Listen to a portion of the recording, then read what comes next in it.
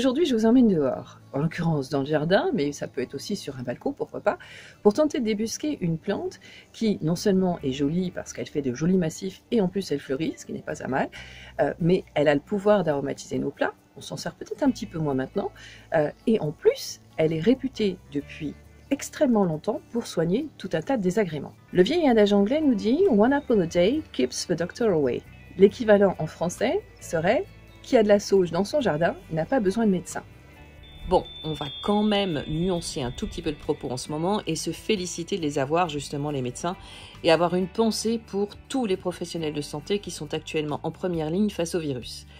Pour en revenir à la sauge, puisque c'est elle qui nous intéresse aujourd'hui, elle est connue depuis l'Antiquité et les différents traités qui évoquent des remèdes, d'une manière générale, la placent toujours parmi les meilleures herbes, aussi bien utiles à manger qu'à guérir, ce qui est plutôt une bonne nouvelle. Attention, par contre, tout ce que je vous dis ici ne peut en aucun cas être pris pour acquis. Je ne suis pas herbaliste, encore moins médecin, et il n'est donc pas question de déformer ou d'interpréter le moindre de mes propos de quelque façon que ce soit. Je ne fais que vous rapporter ce que l'histoire nous a simplement transmis. Maintenant que ceci est dit, posé, clair, on peut continuer.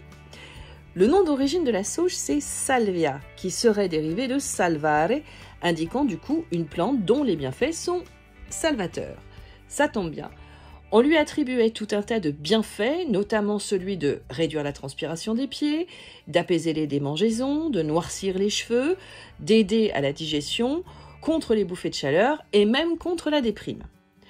Quel que soit l'usage que vous allez en faire, elle trouve de toute façon sa place, ne serait-ce qu'en plante décorative, dans un pot, sur un coin de balcon. Si vous avez un jardin, c'est encore mieux parce que ça vous fait des jolis massifs et en plus elle fleurit. Si vous n'avez pas ni jardin, ni balcon, même sur un bord de fenêtre, ça peut le faire aussi.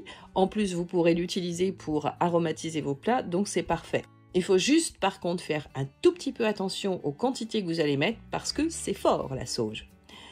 Au Moyen-Âge, juste petite parenthèse, on fait beaucoup de vin de sauge, ça fait partie des panacées au Moyen-Âge, qui sert à lutter entre autres contre la fatigue, et on fait même des eaux à faire main propre sur la table. Ben oui, parce qu'on se lave les mains, figurez-vous, au Moyen-Âge avant de passer à table.